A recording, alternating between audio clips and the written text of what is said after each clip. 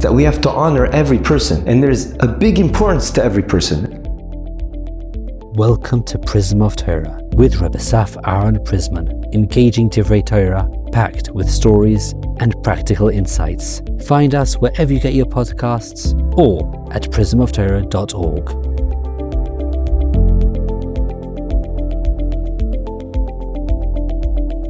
Shalom Avracha. In this week's Parshas Devarim, we know every year is set up in a way that it's before Tisha B'Av, and there are many reasons for that. I would like to share with you another idea perhaps that will answer why Devarim is read before Tisha B'Av. This is going to be based on two ideas I saw brought down by Reb Chaim Shmulevitz that I think will help us appreciate each other, and it goes like this. We know that in the Parsha, Moshe Rabbeinu, it starts off that Moshe Rabbeinu rebukes Klal Yisrael for their different sins they did over time. He waited to do this right before he passed away. And we know all their sins, Chet HaEgel, Chet HaMeraglim, etc., etc. However, the way he says it is very interesting. He says it through hints. He says a word that hints to that sin. And Rashi explains to us why did he do it this way? Because he had honor for Klal Yisrael. Mipnei Kavod Shel Yisrael. What does that mean? What exactly is hidden in this statement? So Reb Chaim Shmulevitz has two different pieces on this,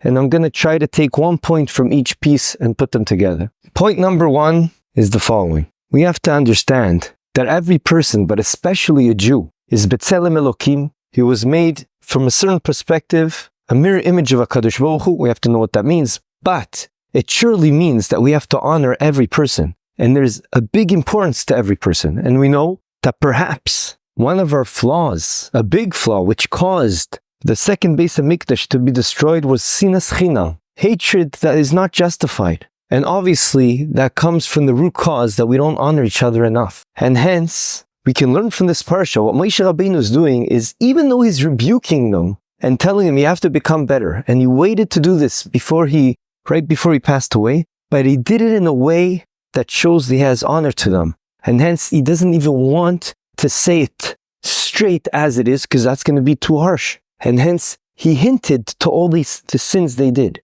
This shows the importance of Kavod HaBrios, of honoring your fellow person, your fellow Jew. But this idea is way deeper than that. This idea goes extreme, because we see that the flip side of this, which means to embarrass a person, can have a very detrimental effect. As the Gemara tells us, Gemara in Gittin, Daf Nun Zayin Amud Aleph, Omar Rabbi Elazar. Rabbi Elazar says, come and see, what the power that embarrassing has. Because HaKadosh Baruch Hu, because he felt the embarrassment of Bar Kamsa. We know this famous story that happened, that was right before the destruction of the second Beis Hamikdash, that someone had a party and you wanted to invite Kamsa. But on the guest list, by accident, came Bar Kamsa. Not Kamsa, but someone that's named Bar Kamsa. And this person, Bar Kamsa, was unfortunately not so good friends, to say the least, with the person hosting the party. And when he saw him come, he embarrassed him in front of everyone. No one said anything. He kicked him out, even though he was willing to pay for the whole party. And what happened as a ripple effect to that? So Rabbi Elazar is telling us, look what the power of embarrassing someone, which obviously means that you're not holding him enough. You're not honoring him. You don't have Kavod HaBrios. She'arei HaKadosh Baruch Hu, because of Bar Kamsa's embarrassment, was willing to destroy his own house and to burn it down.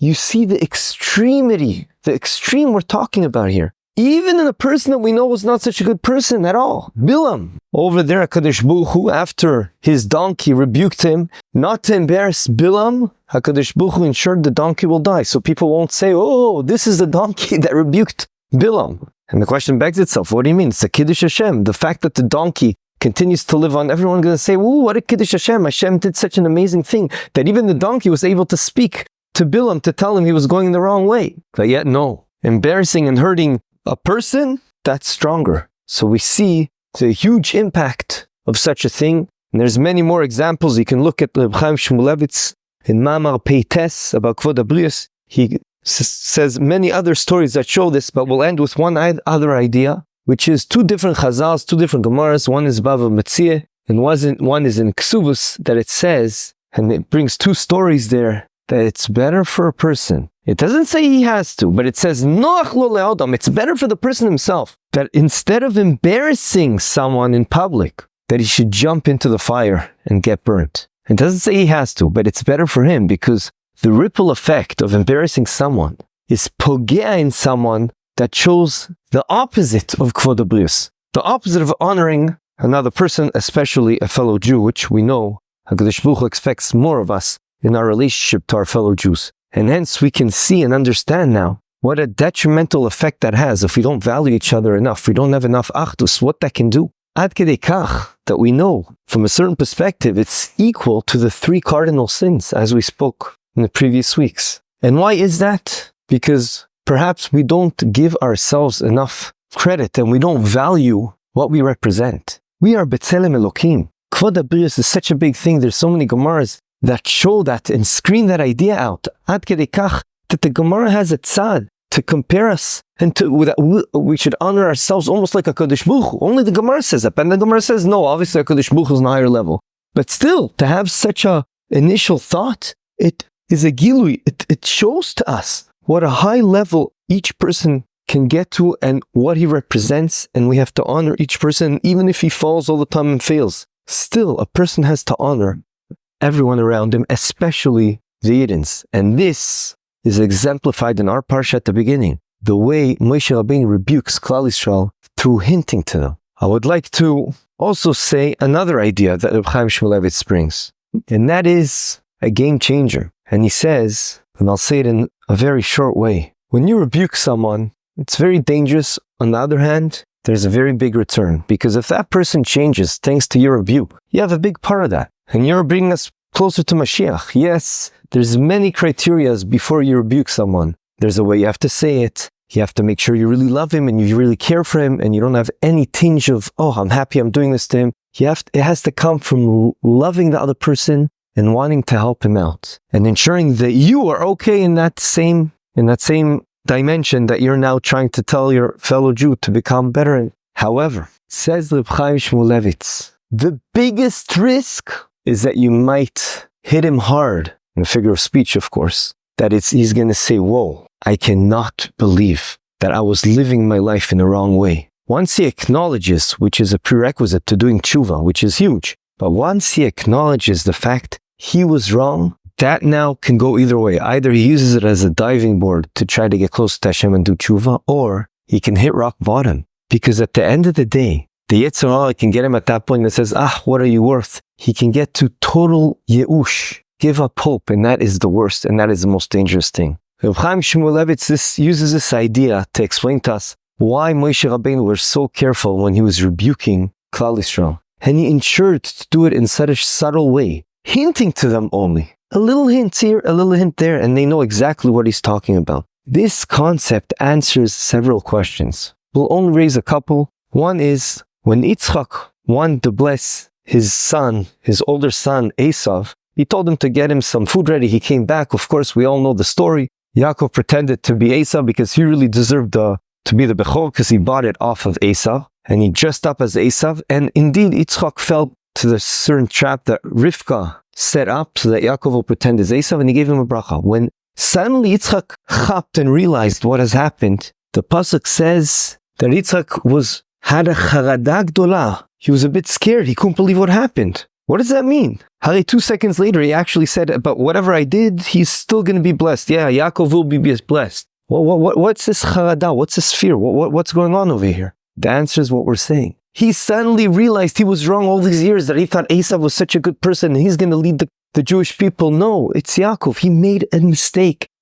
Many years of his life, he lived in the wrong way. The same idea we see with the famous Chazal that says about Yosef. When Yosef suddenly reveals himself to the brothers and says, I'm Yosef. Is my father still alive? But his words, I'm Yosef. On that, there's a midrash that says, Amar Rabbi Shimon ben Elazar. Oh no, what are we going to do in the true judgment day in the world to come? If even Yosef, who was the smallest, the youngest, one of the smallest of the Shvatim, he was the younger one, and his brothers could not stand up to him when he rebuked them, what's going to happen when HaKadosh Baruch Hu is going to rebuke us? And the question begs itself, what do you mean? What rebuke are we talking about here? All he said is, I'm Yosef. He didn't say anything else. The answer is that was enough. The fact he says, I'm Yosef, yes, I'm like the king of Egypt right now, second in command, that means that all his dreams did indeed come true. And that means that the brothers only now realized they were wrong all the time with all their false accusations on him. And they realized that he was in the right. And that is hard to fathom. And that's where it's very dangerous. There's many more examples of this. You can look it inside in Reb Chaim Shmulevitz Mamar Peiches. But what are we doing with these things? Both of these things exemplify how much we have to care about the other person. And we see that through rebuking, that even when you rebuke, you have to do it in such a subtle way. You have to care about the other person. You have to worry how it's going to affect him and always care for him. If we live life with this idea of always caring for the other Jew, there's no doubt that's going to lead us to Yemais HaMashiach. And that's why it's very, very nogea to reading Devarim right before Tisha B'Av, because we are preparing now. Tisha B'Av, there's many comparisons between Tisha B'Av and Yom Kippur, and we can get to the same level in Tisha B'Av Yom Kippur. Why? Because we have to use it, leverage off of this day to look inside our hearts. Where can we change to become a better person? Especially when it comes to the fellow Jews, not only between us and HaKadosh Baruch Hu, but also us and the people around us. Are we valuing them enough?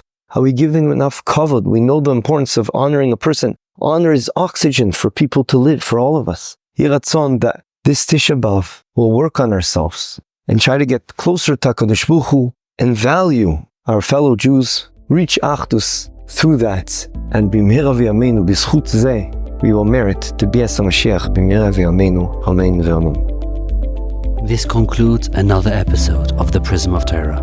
Thank you for tuning in today. We hope you enjoyed it and learned something valuable. If you did, please subscribe to the podcast and give a 5-star rating.